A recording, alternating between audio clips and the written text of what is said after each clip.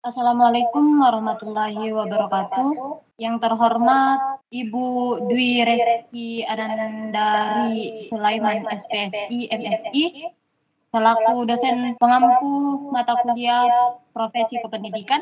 Adanya kami di sini untuk mempresentasikan mengenai perlindungan dan penghargaan kepada guru. Tak kenal maka tak sayang, maka perkenalkan kelompok kami dari kelompok 7 yang beranggotakan M. Nurul Fajri, Rina Asrian Jeffrey Tudenbe, yaitu saya sendiri, Nurmila, dan Dede Risaldi. Adapun pokok pembahasan kita pada presentasi kali ini yang pertama yaitu peran tenaga pendidik di masyarakat, yang kedua yaitu faktor ancaman untuk para pendidik, yang ketiga perlindungan bagi tenaga pendidik, dan yang keempat adalah apresiasi kepada para pendidik. Tanpa berlama-lama lagi, marilah kita melangkah ke materi pertama. Kepada pemateri pertama, dipersilakan. Ya, baik. Terima kasih atas kesempatan yang diberikan. Baik, materi pertama yang akan saya sampaikan di sini itu bagaimana sih peran guru dalam masyarakat itu sendiri, di mana guru adalah suatu pondasi utama yang dilakukan ataupun suatu pondasi yang menjadi cikal bakal majunya suatu individu dan mendorong inovasi-inovasi untuk mengurangi kesenjangan dan menciptakan suatu SDM yang layak saing. Maka pendidikan itu bukan hanya tentang pendidikan karakter maupun nilai-nilai dalam masyarakat itu sendiri, di mana guru adalah tenaga pendidik yang memegang peran yang sangat krusial untuk membentuk dan mengembangkan masyarakat melalui pendidikan. Mereka ini bertanggung jawab untuk menginspansi ataupun memberikan suatu perspektif khusus kepada siswanya agar mereka dapat memahami suatu pelajaran yang ingin disampaikan. Nah, maka dalam hal itu kita sebagai maksud saya mereka sebagai pemerintah harus melindungi hak-hak guru dan perlindungan-perlindungan terhadap guru. Next slide. Nah, di sini itu terdapat perlindungan terhadap diskriminasi, di mana biasanya diskriminasi itu didapatkan guru melalui orang tua siswa yang sewenang-wenang langsung masuk ke dunia pendidikan, mengolok-olok guru, memojokkan bahwasanya guru adalah suatu hal yang sangat keji terhadap anaknya sendiri, memperlakukan anaknya selayaknya bukan manusia. Maka dari itu perlindungan terhadap guru yang didiskriminasi itu sangat penting dilakukan di negara ini, di mana produktivitas dalam dunia pendidikan itu seperti guru dan dosen itu perlu merasa aman dan dihormati agar mereka itu dapat memberikan kontribusi yang terbaik untuk mendidik generasi-generasi yang akan mendatang, di mana perlindungan terhadap pendidik dan pendiskriminasian serta biasanya terdapat pelecehan-pelecehan yang didapatkan oleh guru-guru wanita adalah suatu langkah yang sangat kritis untuk menciptakan lingkungan belajar yang aman dan damai pada lingkungan pendidikan itu sendiri.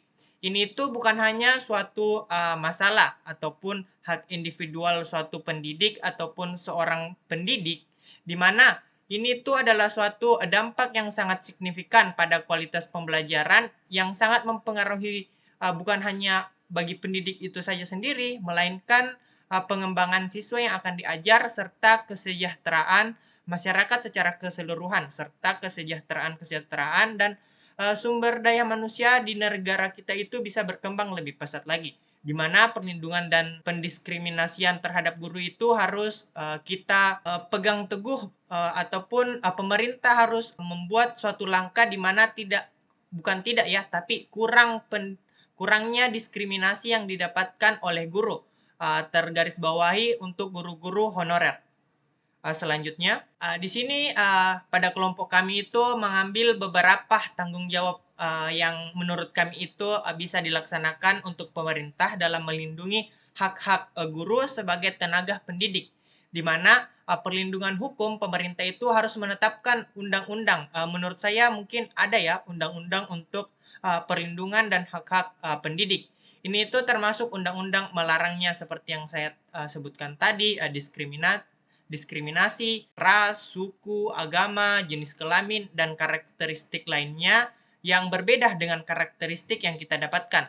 di mana di undang-undang itu harus menjamin bagaimana guru diperlakukan dengan baik. Dan selanjutnya yaitu saya setuju dan tidak setuju dengan kebebasan akademik pendidik, di mana guru mendapatkan wewenang untuk membuat ataupun melakukan pengajaran ataupun penelitian yang menurut saya itu ada sisi positif dan sisi negatifnya yang diterima ataupun yang didapatkan oleh siswa itu sendiri. Maka pemerintah itu harus melindungi kebebasan ini, dan juga harus fokus bahwasanya kebebasan yang diberikan oleh pendidik itu baik ataupun tidak.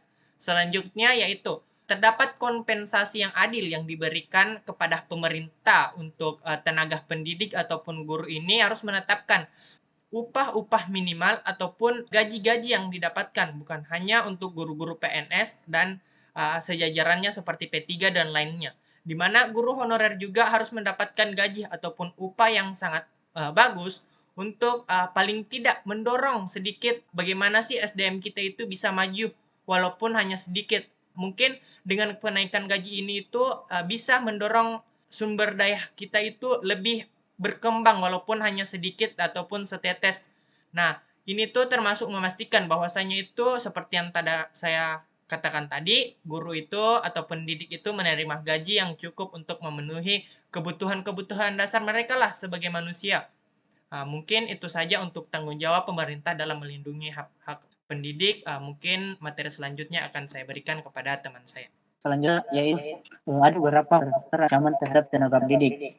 Nah, yang pertama yaitu ancaman fisik dan keamanan. Stres merupakan kata yang seringkali diucapkan oleh orang-orang dalam aktivitas kehidupannya ketika orang tersebut mengalami suatu ketegangan atau menghadapi suatu masalah. Irfan Fahmi mendefinisikan bahwa stres adalah suatu keadaan yang menekan diri dan jiwa seseorang di luar batas kemampuannya. Faktor pertama mempengaruhi stres menurut Gregory Monhead adalah tuntutan tugas. Tuntutan tugas ini berkaitan dengan tugas spesifik yang dilakukan oleh seseorang. Jenis pekerjaan mempunyai sifat lebih menimbulkan stres daripada yang lainnya. Pekerjaan dokter, ahli lalu saudara dan pelatih sepak bola profesional secara umum lebih menimbulkan stres dibandingkan dengan para praktisi umum. Agen tiket pesawat yang terbang dan manajer perlengkapan tim sepak bola. Yang kedua yaitu ancaman emosional dan psikologis. Upaya meningkatkan kualitas pendidikan terus-menerus dilakukan antara lain kualitas lulusan, kualitas guru, kualitas kepala sekolah, sarana, pengelolaan sekolah, proses belajar mengajar, dan lain sebagainya. Kualitas pendidikan bisa masih berada di bawah rata-rata negara berkembang lainnya.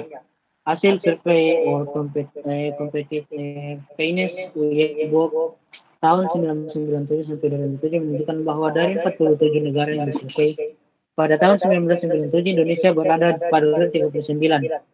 Pada 1999 berada pada urutan 46, dan tahun 2022 dari 49 negara disurvei Indonesia berada pada urutan 47, dan pada 2007 dari 55 negara yang disurvei Indonesia menempati posisi ke-53. Ada banyak faktor yang mempengaruhi kinerja guru. Untuk itu faktor yang mempengaruhi kinerja guru dipandang perlu untuk dipelajari, ditelaah, dan dikaji secara mendalam. Kemiskinan merupakan salah satu penyakit suatu negara, sehingga harus disembuhkan atau paling tidak dikurangi. Permasalahan kemiskinan memang merupakan permasalahan yang kompleks dan bersifat multidimensional. Oleh karena itu, upaya pengentasan kemiskinan harus dilakukan secara komprehensif, mencakup berbagai aspek kehidupan masyarakat dan dilaksanakan secara terpadu.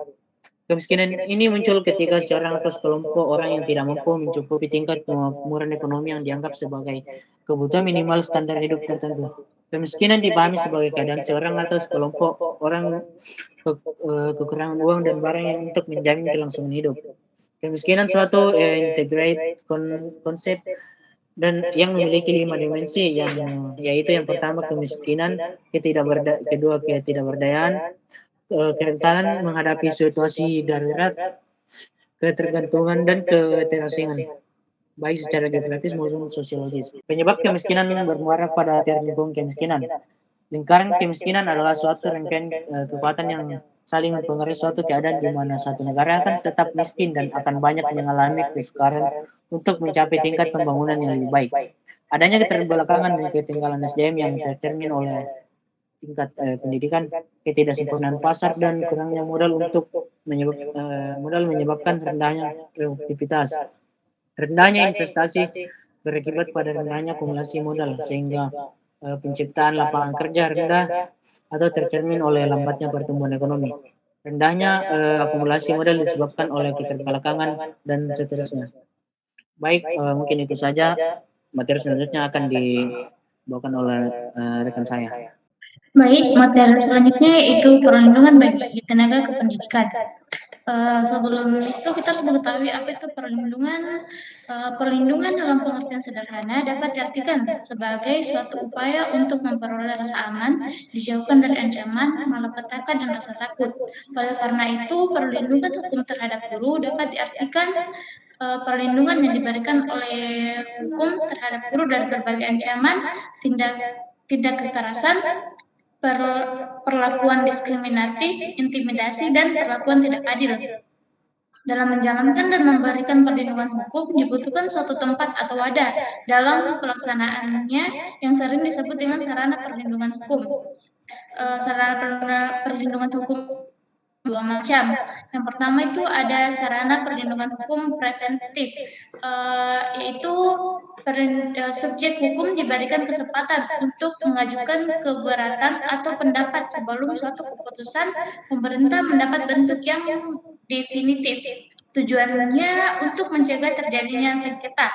Perlindungan hukum preventif ini sangat besar artinya bagi tindak pemerintah yang didasarkan pada kebebasan bertindak, karena dengan adanya perlindungan hukum yang preventif, pemerintah terdorong untuk bersifat hati-hati dalam mengambil keputusan yang didasarkan pada diskresi. Yang kedua ada sarana perlindungan hukum represif, yaitu yang bertujuan untuk menyelesaikan sengketa. Penanganan perlindungan hukum oleh pengadilan umum dan pengadilan administrasi di Indonesia termasuk kategori perlindungan hukum. Prinsip perlindungan hukum terhadap tindakan pemerintah bertumpu dan bersumber dari konsep tentang pengakuan dan perlindungan terhadap hak-hak asasi manusia. Saat ini profesi guru atau tenaga pendidik, dosen dihadapkan pada tantangan yang semakin kompleks seiring dengan adanya perubahan cara pandang masyarakat yang secara sadar terpengaruh oleh doktrin perlindungan hukum terhadap anak, termasuk anak didik. Namun di sisi lain, perlindungan hukum terhadap profesi guru juga harus diperhatikan. Persoalannya adalah hingga saat ini belum ada peraturan pelaksanaan yang secara teknis operasional mengatur berbagai macam perlindungan terhadap guru, termasuk perlindungan hukumnya. Akibatnya ketika dihadapkan pada saat kasus hukum tertentu, posisi guru kerap kali menjadi sangat lemah.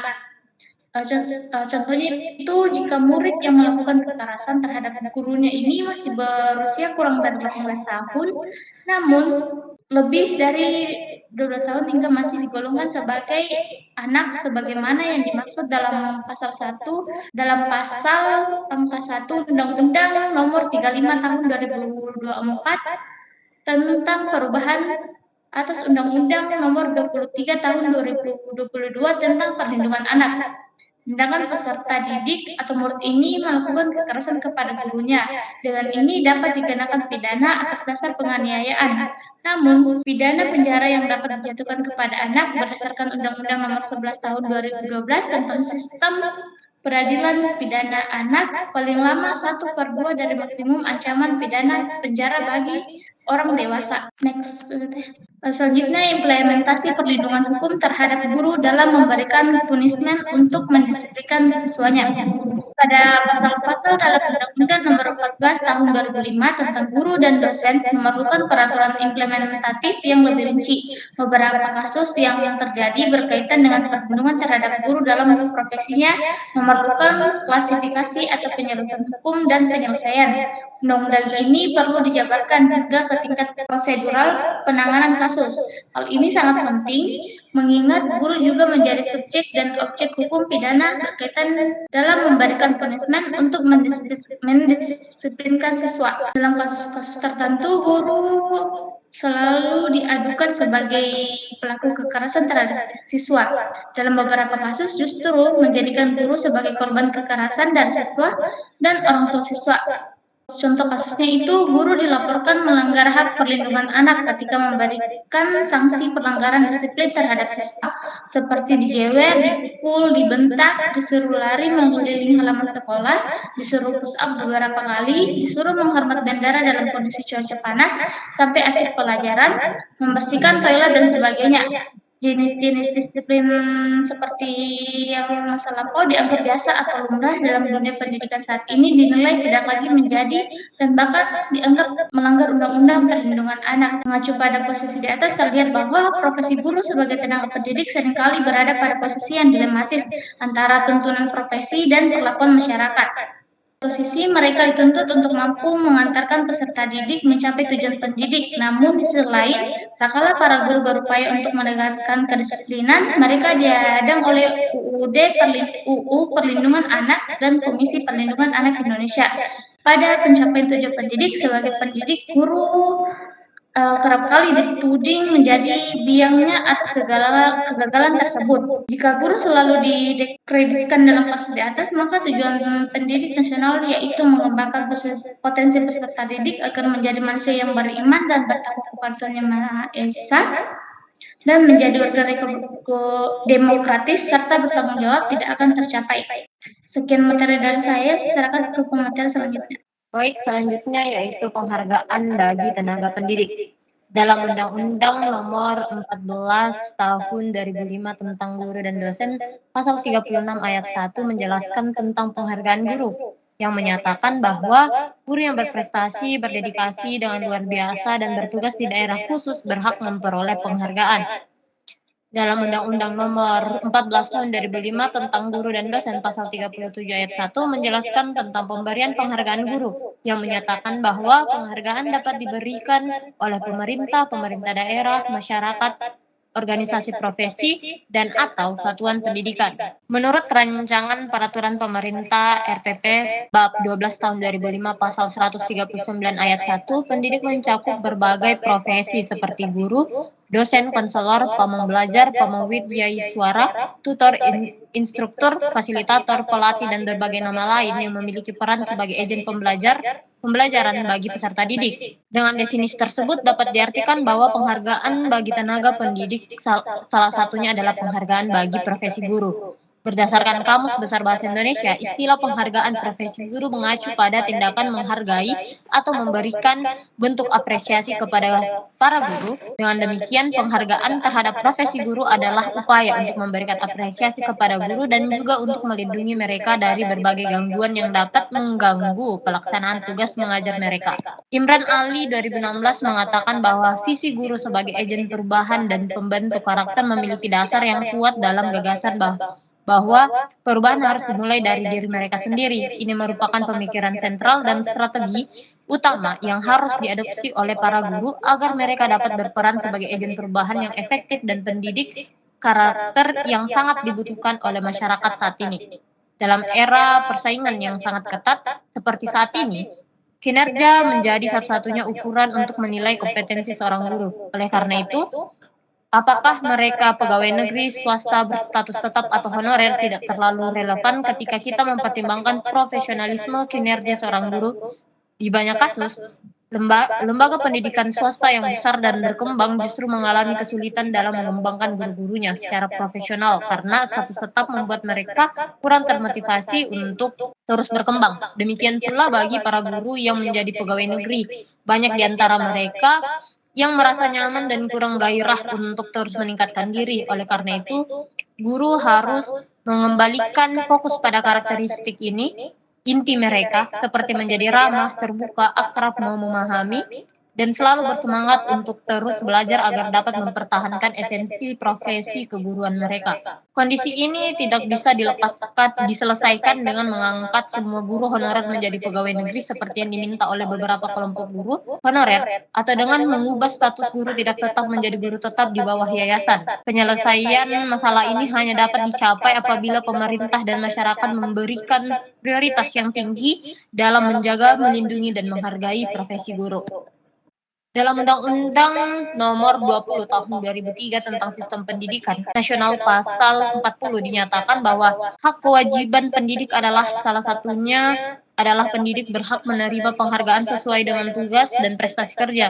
Penghargaan yang dimaksudkan beragam jenisnya seperti Satya Lencana, tanda jasa, bintang jasa, kenaikan pangkat, istimewa finansial, piagam, jabatan fungsional, jabatan struktural, bintang jasa pendidikan, dan atau bentuk penghargaan lain sesuai dengan peraturan perundang-undangan.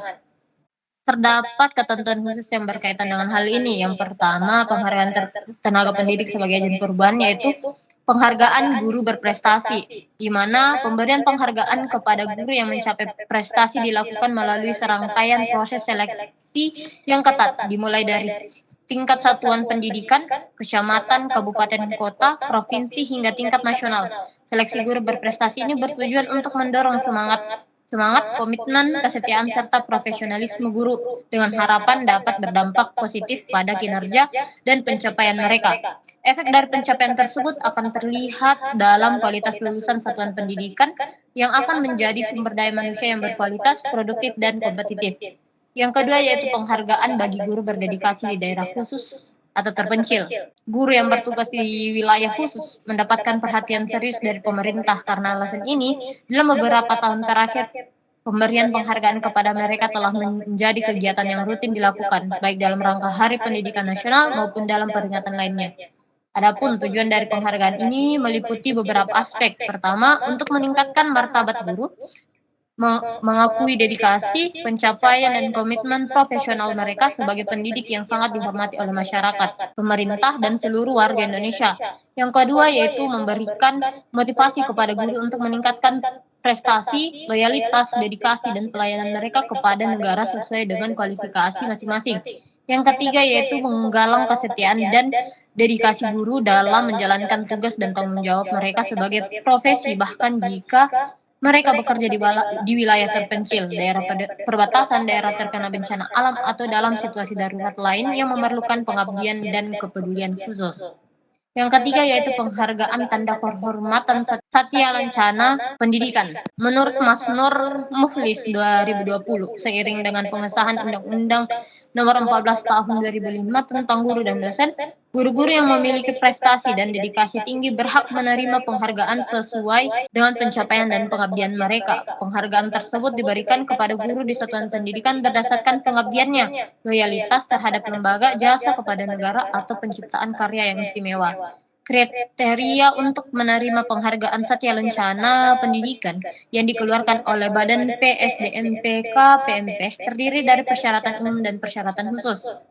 Persyaratan umum mencakup status sebagai warga negara Indonesia, memiliki etika yang baik, dan memiliki penilaian yang sangat baik dalam DP3 untuk unsur kesetiaan dan setidaknya nilai baik untuk unsur-unsur lainnya. Sementara itu, persyaratan khusus melibatkan pengabdian di daerah terpencil atau tertinggal selama 5 tahun terus-menerus atau 8 tahun terputus-putus, tugas di daerah perbatasan, konflik, atau bencana selama 3 tahun terus-menerus atau cuma 6 tahun terputus-putus. Tugas di daerah khusus selama 8 tahun terus-menerus, memiliki prestasi tingkat nasional, berpartisipasi aktif dalam organisasi profesi guru, masyarakat, dan pembangunan di berbagai sektor, serta tidak memiliki catatan pelanggaran atau sanksi yang signifikan berdasarkan peraturan perundang-undangan. Yang keempat yaitu penghargaan bagi guru yang berhasil dalam pembelajaran. Lomba keberhasilan guru dalam pembelajaran atau lomba sejenis dapat memotivasi guru untuk lebih meningkatkan profesionalismenya, khususnya dalam kemampuan perancangan, penilaian proses dan pembelajaran atau proses bimbingan kepada siswa, dan meningkatkan kebiasaan guru dalam mendokumentasikan hasil kegiatan pembelajaran profesi secara baik dan benar. Terdapat beberapa tahapan dalam lomba keberhasilan guru dalam pembelajaran. Yang pertama yaitu sosialisasi melalui berbagai media, antara lain penyusunan dan penyebaran poster. Yang kedua, penerimaan naskah. Yang ketiga, melakukan seleksi, baik seleksi administrasi maupun seleksi terhadap materi yang ditulis. Para finalis melaksanakan presentasi dan wawancara di hadapan dewan juri yang memiliki keahlian di bidang masing-masing. Sejalan dengan itu, aktivitas yang dilakukan adalah penyusunan pedoman lomba keberhasilan guru dalam pembelajaran atau sejenisnya, tingkat nasional, penilaian naskah lomba keberhasilan guru dalam pembelajaran. Yang kelima yaitu penghargaan guru menang Olimpiade. Program Olimpiade Sains Nasional untuk Guru atau ONS Guru merupakan salah satu sarana mutu proses dan hasil pembelajaran dalam konteks OSN. OSN untuk guru bertujuan mendorong semangat kompetisi di antara guru, meningkatkan pemahaman, motivasi kompetensi, profesionalisme, dan dedikasi mereka dalam mengembangkan ilmu pengetahuan dan teknologi. Tujuannya yang pertama yaitu membentuk budaya kompetitif yang sehat di kalangan guru. Yang kedua, meningkatkan pemahaman, motivasi, kompetensi profesional, dan kerja keras dalam pengembangan ilmu pengetahuan dan teknologi. Yang ketiga yaitu membina kesadaran ilmiah yang guna mempersiapkan generasi muda menghadapi perkembangan pengetahuan yang terus berkembang. Yang keenam yaitu pembinaan dan pemberdayaan guru berprestasi dan guru berdedikasi. Menurut Ondi Saundi dan Aris Suherman 2010 menyatakan bahwa peran guru dalam membimbing peserta didik menuju kedewasaan, kematangan, dan kemandirian sangat penting dan strategis, sehingga guru sering dianggap sebagai tulang punggung pendidikan. Untuk menjalankan tugas ini, seorang guru harus memiliki keterampilan pendidikan yang kuat serta kepribadian yang dapat dijadikan contoh oleh siswa, keluarga, dan masyarakat. Sejalan dengan fokus pembangunan nasional pada pengembangan sumber daya manusia, peran dan posisi guru semakin penting dalam mempersiapkan sumber daya manusia berkualitas yang dapat bersaing dalam lingkungan global. Oleh karena itu, kita perlu terus meningkatkan kemampuan profesional guru. Prestasi yang telah diraih oleh guru-guru berprestasi harus dipertahankan, diperluas, dan dibagikan kepada rekan-rekan guru lainnya. Oleh karena itu, tindak lanjut dari pemilihan guru berprestasi adalah melaksanakan program pembinaan. Sekian materi dari saya. Selanjutnya saya akan membacakan kesimpulan, yaitu diskriminasi terhadap pendidikan adalah isu serius dalam pendidikan yang memerlukan perhatian, identifikasi, pemahaman, dan penanganan efektif diperlukan untuk melindungi hak-hak dan kesejahteraan pendidik, serta menciptakan lingkungan belajar yang mendukung. Dampaknya tidak hanya pada pendidik, tetapi juga pada kualitas pendidikan dan lingkungan belajar, melibatkan semua pihak dan tindakan yang tepat diperlukan untuk menciptakan perubahan positif dalam sistem pendidikan. Itulah tadi presentasi dari kelompok 7. Kurang lebihnya mohon dimaafkan. Bagi teman-teman yang ingin bertanya, silakan mengajukan pertanyaan di kolom komentar. Sekian dari kami. Wassalamualaikum warahmatullahi wabarakatuh.